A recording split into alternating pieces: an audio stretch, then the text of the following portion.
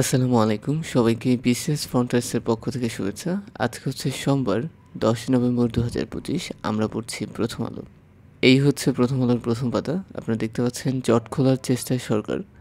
একটি অভিমত এসেছে যে জুলাই সনদ বাস্তবায়নের বিষয়ে সরকার দলগুলোর কাছ থেকে ৭ দিনের মধ্যে একটি ঐক্যবদ্ধ নির্দেশনা চেয়েছিল। কিন্তু আজকে সেই সময়সীমা শেষ হচ্ছে। এবং সেই সময়সীমা অনুযায়ী মনে হচ্ছে যে দলগুলো কোনো ঐক্যমত্যে পৌঁছাতে পারেনি। তাই এখন হচ্ছে সরকারকেই সিদ্ধান্ত নিতে হবে। এবং সরকারের পক্ষ থেকে কী সিদ্ধান্ত আসতে পারে সে বিষয়ে বলা হয়েছে এই কলামে। সংসদ নির্বাচন, গণভোট ও একই দিনে এবং পিআর পদ্ধতিতে সংসদের উচ্চকক্ষ গঠনের সিদ্ধান্ত আসতে পারে। তো কিছু রাজনৈতিক ব্যক্তিগণের মতামত আছে যে চালকের আসনে সরকার সিদ্ধান্ত তাদেরকে নিতে হবে। এবং গণ অধিকার পরিষদের নূর হক বলেছেন যে সরকার যেদিকে যাবে পরিস্থিতিও সেদিকে ঘুরবে। তারপর মুজিবুর রহমান মঞ্জু বলছেন সরকারের সিদ্ধান্ত না মানলে পরিস্থিতি জটিল হয়ে উঠবে। এবং জুনায়েদ সাকি বলছেন ন্যূনতম ঐক্যমত্যে না হলে নির্বাচন সংখ্যায় পড়বে। তো ১৫ নভেম্বরের মধ্যে সরকার জুলাই সনদ বাস্তবায়নের আদেশ এবং গণভোট করার অধ্যাদেশ জারি করবে। তো দেখা যাক শেষমেশ কী হয়। এই ছিল প্রথম পাতার খবর। আমরা কিছু প্রশ্ন নেব। সম্প্রতি মুক্তি তোরণ ও স্বাধীনতা তোরণ কোথায় নির্মাণ করা হয়েছে? এটি হচ্ছে ঢাকাতে। এবং এটি মূলত এই যে জুলাই আপনার আন্দোলনের মধ্যে অনেক ছাত্ররা কিন্তু মাঠে নেমে এসেছে এবং সেটিকেই ধারণ করবে এই মুক্তি তোরণ এবং স্বাধীনতা তোরণ। তো তিস্তা সংকট সমাধানের দাবিতে কত সালে তিস্তা নদী রক্ষা আন্দোলন গঠিত হয়? এটি ২০০৭ সালে। সম্প্রতি বাংলাদেশের সঙ্গে সরাসরি সমুদ্রপথ শিপিং সেবা চালু করবে পাকিস্তান। এবং আমরা জানি যে G20 শীর্ষ সম্মেলন হবে জোহান্সবার্গে, যেটি হবে আগামী ২২ এবং ২৩ নভেম্বরে। আচ্ছা, তো আমরা পত্রিকার দ্বিতীয় কলামে যাচ্ছি। আপনারা দেখতে পাচ্ছেন যে ফেব্রুয়ারিতে নির্বাচন আয়োজনে আমরা বদ্ধপরিকর, বলেছেন আসিফ নজরুল, প্রধান আইন উপদেষ্টা। তারপর দেখতে পাচ্ছেন যে শহীদ মিনারে শিক্ষকদের অবস্থান, চলবে কর্মবিরতি এবং স্থগিত। আপনার প্রাথমিক শিক্ষা বিদ্যালয়ের শিক্ষকরা আন্দোলন করছে ১১তম গ্রেডের জন্য এবং তাদের পাশাপাশি আরও ২টি দাবি রয়েছে। এই জন্য কিন্তু তারা আন্দোলন করছে এবং বলা যাচ্ছে যে আপাতত আন্দোলন চলবে। এরপর আমরা আরেকটি কলাম দেখতে পাচ্ছি যেখানে বলা হচ্ছে যে নতুন পে কমিশনের সিদ্ধান্ত নেবে আগামী সরকার। তো বাংলাদেশে সরকারি চাকরিজীবীদের যে পে কমিশন আছে সেটি কিন্তু ঠিকভাবে কার্যকর না। যেমন আপনার নির্দিষ্ট সময়ে আপনার প্রমোশন হয় না, স্থগিত হয়ে যায়। তারপরে আপনার বর্তমান যে বাজার মূল্য অনুযায়ী কিন্তু বেতনের যে স্কেল সেটাও কিন্তু সঠিকভাবে মূল্যায়ন হচ্ছে না। তো এই বিষয়গুলো নিয়ে অনেক আলোচনায় ছিল, কিন্তু এখন শেষমেশ আসলে কী হচ্ছে? শেষমেশ কিন্তু কিছুই হয়নি। আচ্ছা, তারপর আপনারা দেখতে পাচ্ছেন এখানে আরেকটি কলাম এসেছে, সেটা ভোটের আগে ২ দিনে ২৯ জেলায় নতুন ডিসি নিয়োগ দেওয়া হচ্ছে। এবং আপনার ডিসি বলতে জেলা প্রশাসককে বোঝানো হচ্ছে। এবং ত্রয়োদশ জাতীয় সংসদ নির্বাচনকে সামনে রেখেই মাঠ প্রশাসনের গুরুত্বপূর্ণ পদে রদবদল করা হচ্ছে। আপনারা জানেন যে ডিসির কাজ কী? ডিসি নির্বাচনে তারা রিটার্নিং কর্মকর্তা হিসেবে দায়িত্ব পালন করে থাকেন।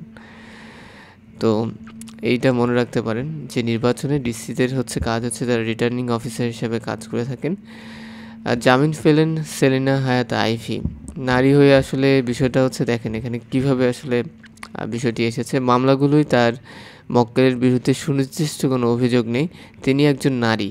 তিনি ৬ মাস ধরে কারাগারে এসব যুক্তিতে জামিন চাওয়া হয় এবং অবশেষে তাকে কিন্তু জামিন দেওয়া হয়েছে। আপনারা দেখেন এখানে গুরুত্বপূর্ণ একটা কলাম আছে, সেটি নূর হোসেন দিবস। আজ ১০ নভেম্বর শহীদ নূর হোসেন দিবস এবং এই মানুষটাই ১৯৮৭ সালের এই দিনে খালি গায়ে তিনি স্বৈরাচার নিপাত যাক, গণতন্ত্র মুক্তি কাপ এই স্লোগান লিখে কিন্তু বের হয়েছিলেন এবং সেখানে তিনি মারা যান।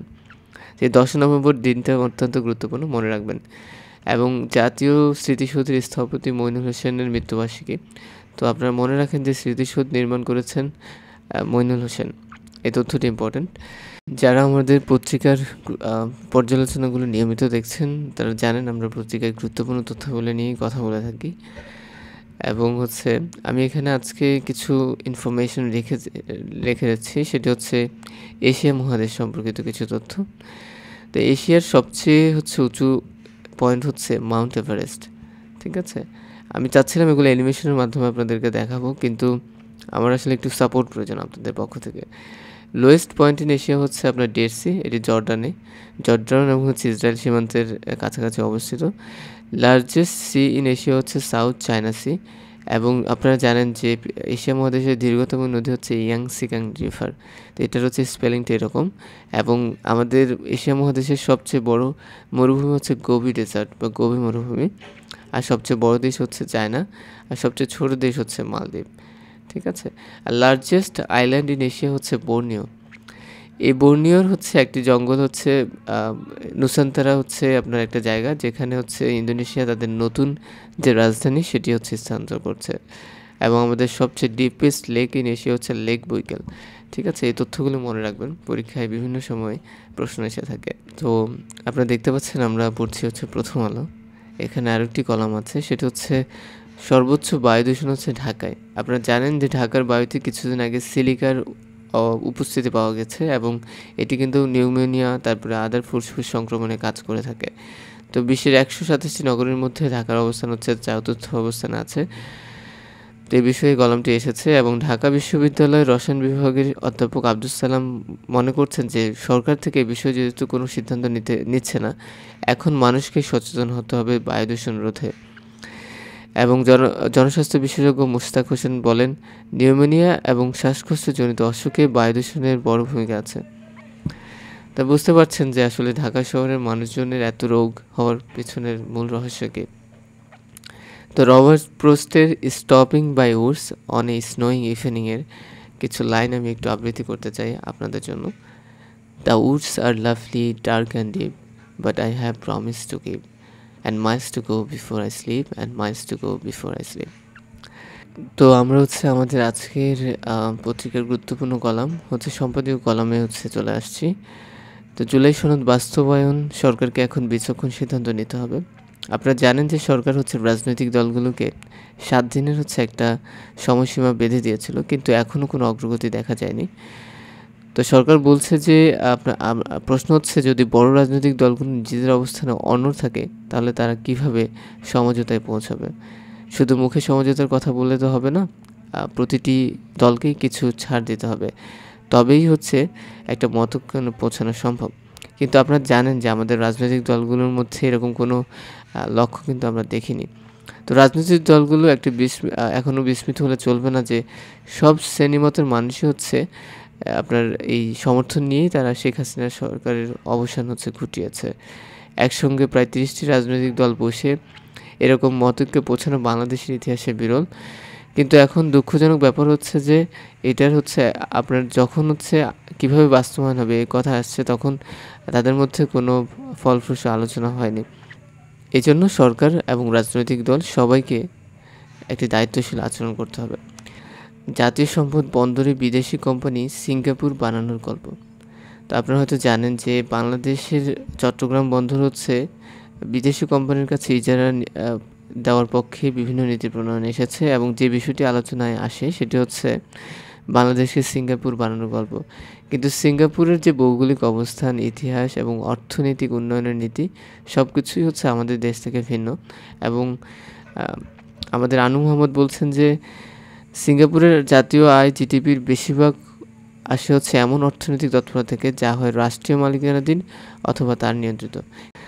তো এখন যদি হচ্ছে আপনার স্বচ্ছতা ছাড়া হচ্ছে আমরা ইজারা দেওয়ার জন্য যে সরকার উঠে পড়ে লেগেছে, এই বিষয়টা আসলে কতটা যৌক্তিক, যেখানে বাংলাদেশের সরকারগুলোর মতো আত্মমর্যাদা বর্জিত তৎপরতা নিয়ে কোনো দেশই পায়ের নিচের মাটি শক্ত করতে পারেনি। তো এখন যেটা করতে হবে সেটা হচ্ছে বাংলাদেশের জাতীয় নিরাপত্তা ও অর্থনীতির বিকাশ নিশ্চিত করতে ইজারা কর্মসূচি বাদ দিয়ে কৌশলগতভাবে খুবই গুরুত্বপূর্ণ জাতীয় প্রতিষ্ঠান হিসেবে চট্টগ্রাম ও মংলা বন্দরকে বিকশিত করতে হবে। তবেই হচ্ছে আমাদের যে সংকট সেটা আমরা কিছুটা কাটিয়ে উঠতে পারবো, এবং ভবিষ্যতেও হচ্ছে একটা টেকসই ভিত্তি হচ্ছে আমাদের থাকবে। তারপর দেখতে পাচ্ছেন শিক্ষাকে কালিমামুক্ত করা যাবে কিভাবে। তো এই বিষয়টি নিয়ে কলাম এসেছে, আমি পড়ছি না এটা। নবায়নযোগ্য জ্বালানি। তো নবায়নযোগ্য মানে জ্বালানি বলতে বোঝানো হচ্ছে যে আপনার যে ধরনের জ্বালানি হচ্ছে শেষ হয়ে যাবে না, এবং এটি কেবল বিদ্যুতের বিকল্প উৎস নয়, বরং ভবিষ্যৎ প্রজন্মের জন্য একটা টেকসই ভিত্তি হিসেবে কাজ করবে। আপনারা জানেন যে দিনের বিদ্যুতের চাহিদা বাড়ছে এবং এই বিদ্যুৎ উৎপন্ন করার জন্য যে বিষয়গুলো যে আমরা জ্বালানিগুলো ব্যবহার করে থাকি কয়লা এবং হচ্ছে গ্যাস। এই দুটি হচ্ছে অনবায়নযোগ্য। মানে হচ্ছে এগুলো শেষ হয়ে যাবে। জীবাশ্ম যদি শেষ হয়ে যায় তবে এগুলোর বিকল্প কিন্তু হচ্ছে থাকতে হবে। আর নবায়নযোগ্য জ্বালানি যেমন সৌরশক্তি ইত্যাদি হচ্ছে এগুলোর বিকল্প। তারপরে যে আমরা যে বায়ুর যে ব্যবহার করে যে বিদ্যুৎ উৎপাদনের প্রক্রিয়া, তারপর সমুদ্র স্রোতকে কাজে লাগিয়ে যে বিদ্যুৎ তৈরির প্রক্রিয়া, এগুলো হচ্ছে নবায়নযোগ্য জ্বালানি যেগুলো কখনো হচ্ছে আপনার শেষ হবে না। এবং এগুলো শুধুমাত্র বিদ্যুতের বিকল্প উৎস নয় এবং ভবিষ্যৎ প্রজন্মের জন্য একটা টেকসই উন্নয়নের ভিত্তি হিসেবে কাজ করে। তো মধ্য এশিয়া নিয়ে একটা কলাম এসেছে যে চীন যেভাবে বিদেশি স্বৈরাচারী চর্চা রপ্তানি করছে, এখানে আপনার কিরগিজস্তানে 2020 সালের অক্টোবরে পার্লামেন্ট নির্বাচন ও অনিয়মের অভিযোগের পর রাজধানীর বিশকেকে বিক্ষোভ শুরু হয়। তো খুবই গুরুত্বপূর্ণ তথ্য, কিরগিজস্তানের যে রাজধানী তার নাম হচ্ছে বিশকেক। ঠিক আছে, এটা মনে রাখতে হবে। তো এই যে বিশকেক বা কিরগিজস্তান নিয়ে চীনের নীতি হচ্ছে একটু ডিফারেন্ট। আমার কাছে খুবই ভয় লেগেছে ওদের কথাবার্তা শুনে, যে তারা মনে করছে যে শৃঙ্খলা ও শান্তি বজায় রাখতে সবচেয়ে ভালো উপায় হলো শক্ত হাতে পরিচালিত স্বৈরশাসন। বুঝতে পারছেন যে যদি কেউ ক্ষমতায় যায়, যদি স্বৈরশাসন প্রতিষ্ঠা করতে পারে, চীনের থেকে সর্বোচ্চ সাপোর্ট হচ্ছে তারা কিন্তু পাবে। মানে চীন বিষয়টাকে তাদের নিজেদের স্বার্থের মতোই মনে করে। আর আপনারা জানেন যে চীনে এক চীন হচ্ছে দুই নীতি চলছে এবং এটি কত সাল পর্যন্ত থাকবে এটা একটু আমাদের কমেন্ট সেকশনে জানান। ঠিক আছে, আমানত প্রবৃদ্ধিতে আপনার প্রথম অবস্থানে আছে সিটি ব্যাংক এবং দ্বিতীয়তে আছে ব্র্যাক ব্যাংক এবং তৃতীয় অবস্থানে আছে হচ্ছে ইউসিবি।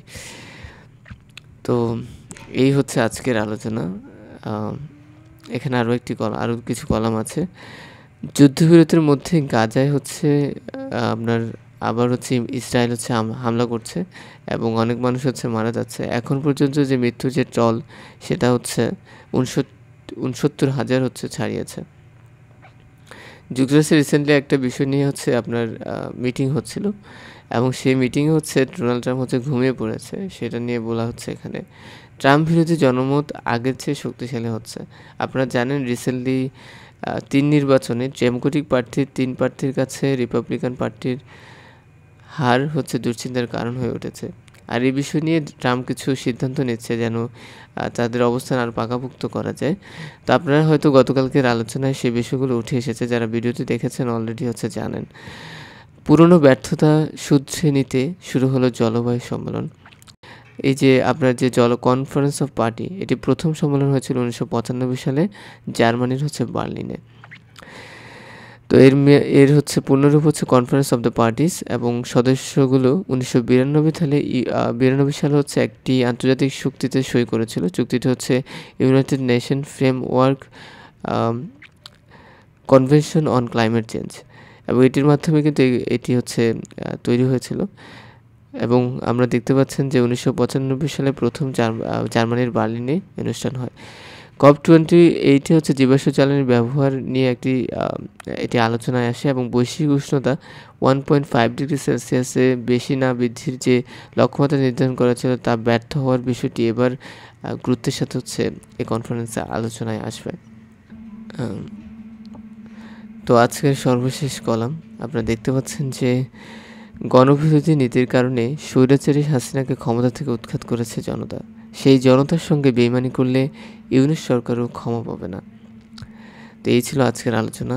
ধন্যবাদ সবাইকে। আসসালামু আলাইকুম।